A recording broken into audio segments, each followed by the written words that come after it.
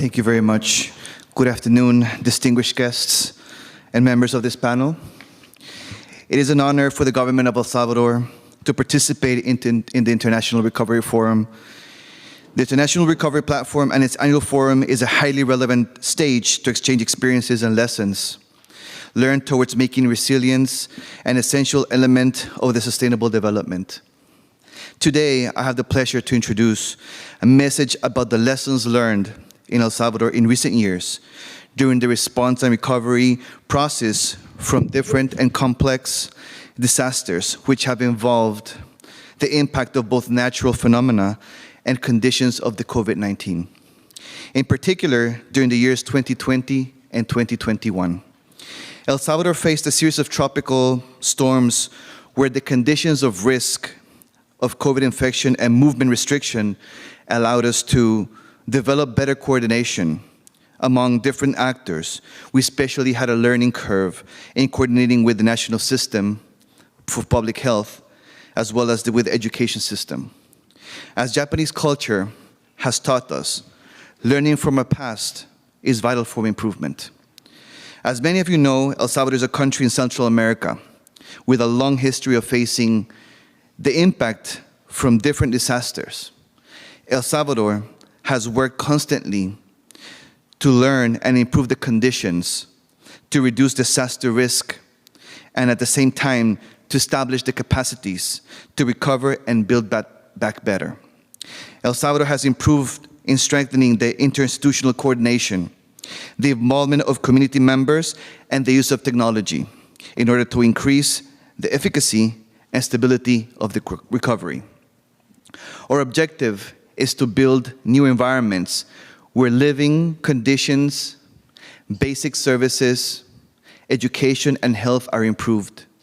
Building back better must be applied consistently in order for El Salvador to create a strong and modern society. The video message from the Director General of Civil Protection of El Salvador that you will see in a few minutes will share fundamental lessons for the better recovery in El Salvador, in which we highlight keywords such as ensuring the existence of updated planning with enabled financing, fostering interinstitutional coordination, improving monitoring and communication mechanisms, ensuring the fast reestablishment of housing and general services, and decentralized support for recovery of livelihood and work conditions. On behalf of El Salvador, I thank you for the invitation to this event, and I would like to invite all international partners to continue working with El Salvador in supporting new projects for disaster risk reduction. Here's the video.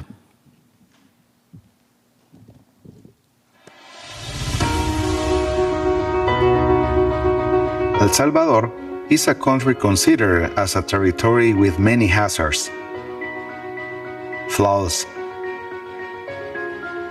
volcanic eruption, landslide, and of course, all those derived from seismic activity. The year 2022 was a very copious year. Only between September and October, there was a rainfall of 700 millimeters, which corresponds to 40% of the annual average. In the first week of October, the Central America Isthmus was impacted by the Julia storm, which as it passed through our country, left a trail of mourning, pain, and extensive losses and damages.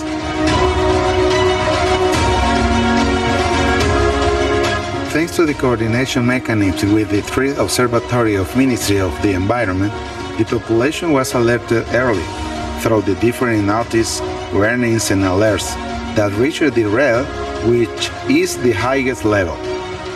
With the operation of the 2022 winter plan in full swing, temporary shelters were established long in advance. Inputs were proposed for the provision of shelters, hydration, and food for those affected, and different command posts were established in the affected areas. Using all the resources of the General Director of Firefighters, the National Directorate of Shelters, and the General Directorate of Civil Protection. In a very timely manner, President Nayib Bukele requested the declaration of a state of national emergency, which was ratified by Legislative Congress, and allowed of government resources to be used in response to the needs of population, as well as the prompt rehabilitation and essential services.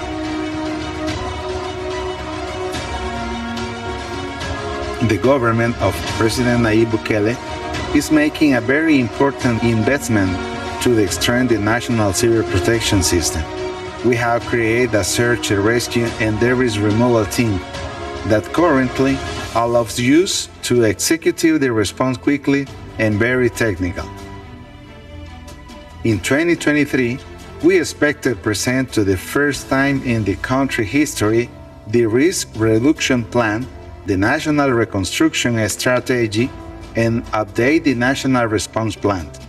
The General Directorate of Civil Protection has worked to establish priorities based on the Sendai Framework 2015-2030, with which we hope to make El Salvador a safe and resilient country.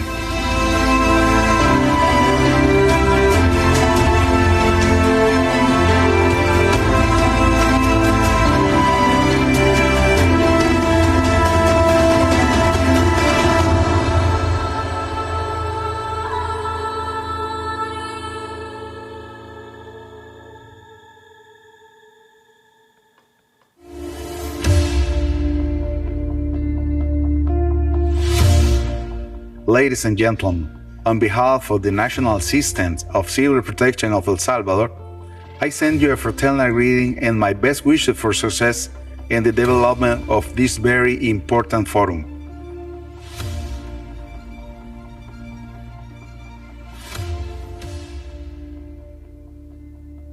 Regarding the first question, I would like that the government of El Salvador is making sure that the recovery is stable and long-term by integrating the work in the capacity of different government institutions and communities. This year, the National Recovery Plan will be launched, which defines the roles and the responsibilities of all stakeholders. Through the experience that El Salvador has had, such as the recent storm Cristobal and Amanda in the 2020s, capacity has been built to recover from disasters that have even occurred during the COVID-19 pandemic.